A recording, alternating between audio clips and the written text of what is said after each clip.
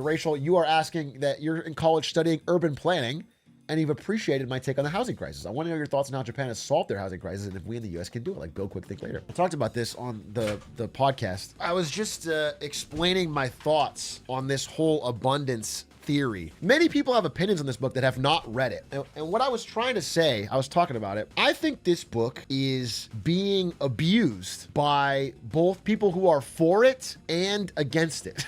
There's like some corporatist Democrats who are seizing upon this to try to make it a larger movement that doesn't require them to face any reckoning or change, but they haven't read it either. And then there's farther left people who haven't read it at all, who have decided it's like a neoliberal. And if you actually read the book, which I think almost no one has, I was talking with Aiden about it, we both have actually read it, and it's like nobody that talks about it is being honest, is that it's just not a big idea book. It's not a book that's like gonna solve all problems or should be the only thing the Democratic Party stands for or whatever. It's just like a really specific book about some specific rules that don't work, that have been written, that have like been tested, they don't work, and they're just slowing down progress. And one of the main ideas throughout this whole book is like, dude, we have terrible zoning laws. We have horrendous zoning laws in this country. Like, if you want to build like a dense apartment building, you can't do it. No, I think, again, Code, I know you haven't read the book.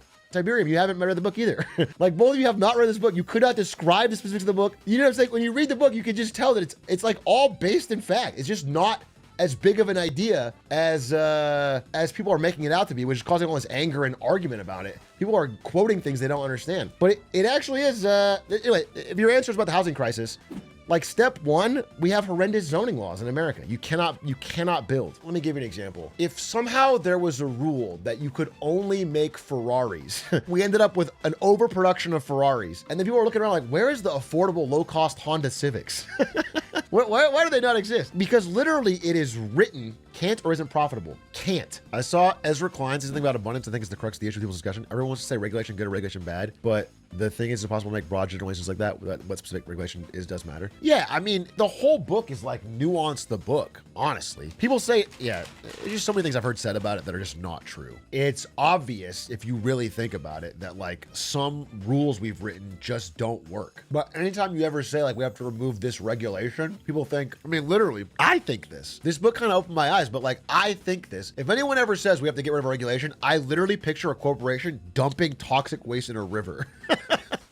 That's my first thought, is like, no matter what, if they just say you're in regulation. And I think that is a learned response. In California, we have CEQA, which was written by Ronald Reagan. And it's like an environmental protection supposed regulation that is just used by developers to sue other developers to block their building. There's just so many. There's so many weird rules that have been written. And also, let's be real. Let's be fucking real. We all know this. Most local governments are controlled by the few rich homeowners in the place that block any new building so they can keep their town exactly the way it was. That's just true. That's just fucking true. You just can't get around that. My issue is that Ezra Klein does not seem to get to the root of the problem, which is that wealthy people being incentivized to block building of housing. See, that is crazy. That is so proof to me you haven't read the book, because that is what the book is like entirely about.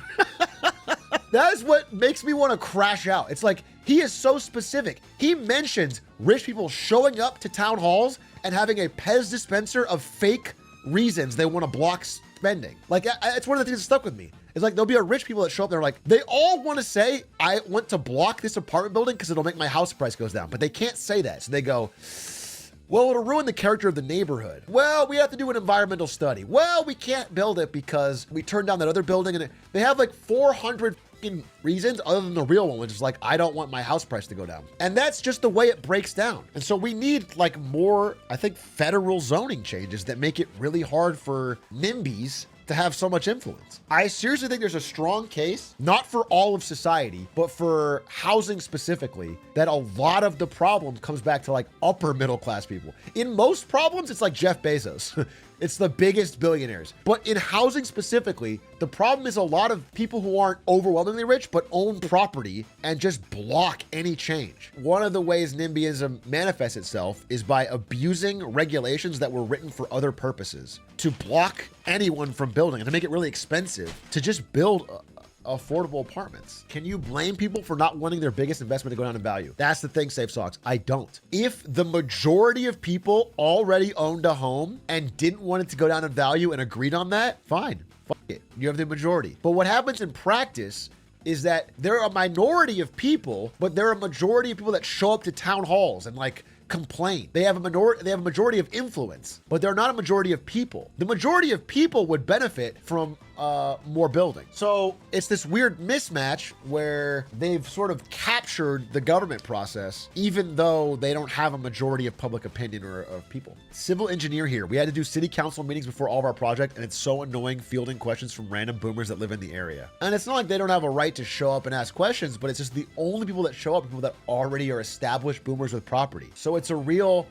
skewed. The student that just moved to the city and wants to get an apartment to try and build a life there, they don't show up to these meetings. They're struggling. They're trying to figure it out. Have developers consider making an apartment that'll improve the neighborhood? Yeah, that's what they end up doing. After like 400 rounds of arguing with the local boomer population and, zoning restrictions, they end up making a luxury apartment, one small luxury apartment with like, $2.5K a month rent. Like literally we have an overbuilding problem for luxury apartments and an underbuild. We build a lot of Ferraris and we build no Honda Civics. The demand is there to build it. That's the thing that I think people who are just general doomers get wrong, is that there's actually really concrete examples of many times of people trying to build that stuff and it gets blocked. Trying to build something like that and getting it blocked is financially ruinous because usually you have to take on debt to start the project. The demand is, but the profit isn't. No, the profit is there too. I don't think you understand that. People act like there's nobody making, like Walmart doesn't make profit off regular workers.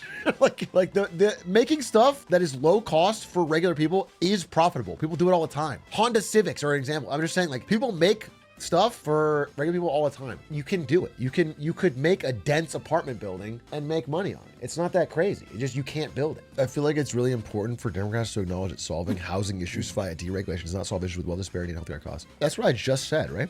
That's what I opened with. But I think you are incorrectly and maliciously attributing this to the book. The book never claims to be the solution to all problems. It's just, the book basically says, hey, look, in America, we used to build frequently. We built a lot of things. We built most of our infrastructure, the Hoover Dam, nuclear power plants, most buildings are like pre-1970s. We used to build this shit all the time. Now suddenly we can't build it anymore. Now it takes decades to get any project done. He wanted to answer that question. That's the main thing of the book. It's not like, here's a solution to all our problems. It's not gonna solve wealth inequality. He didn't want it to be a platform. They didn't write that book to be a platform for the whole party. It's been foisted there. It's just a civic book about certain rules that have been abused. It's so obvious that most people that talk about it haven't read it on both sides. There's people that support it that haven't read it. Do you think Gavin read it? Honestly, I would have said no, but to prep for my interview with him, I watched his interview with Ezra Klein, the writer of that book, and it was clear that he had read it, or at least had good talking points by his staff, because he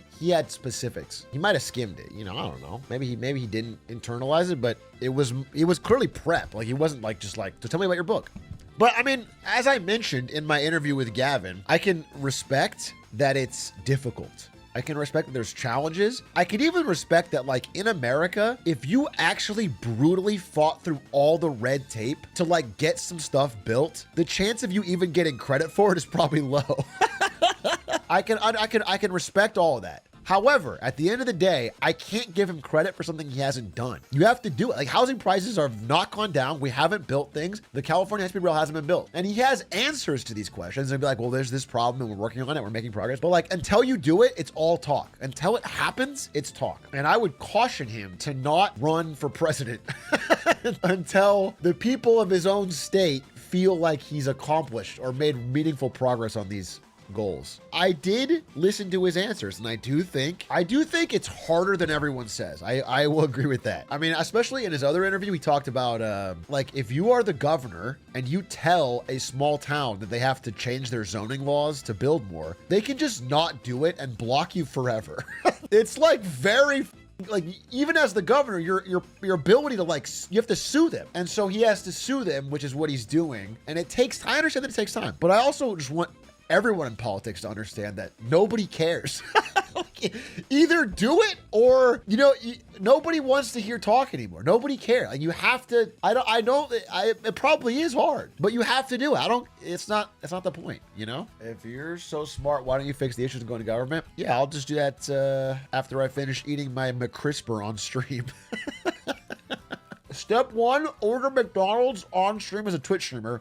Step 2, president. Do you think abundance applies as relevant outside the U.S.? I think the general idea of finding a way to make government work better for the people and not get caught up in things they get abused is fine, but like the specifics don't. Like, the book is just filled with so many American specifics. Like in Australia, you can't tackle the housing problem without tackling negative gearing. Until you can figure out that every Australian has to buy a property because it's so tax advantaged. That's the core. That's the incentive is so strong. You can't avoid it. And that's an entirely different problem than in America. Do you ever think that US become more than a two-party system? Yeah, I do. I don't know when, but yes, I do. I mean, it's happened so many times. The parties have changed and adapted. I think the party system will change. I don't know when. And it could be just a dramatic realigning of what the party is completely. Is MAGA the third? I mean, yeah, there's a real argument to be made that the Republican Party of like a Jeb Bush is dead. Of like a Mitt Romney, Jeb Bush, John McCain. That party doesn't even exist. Like, the party has been murdered.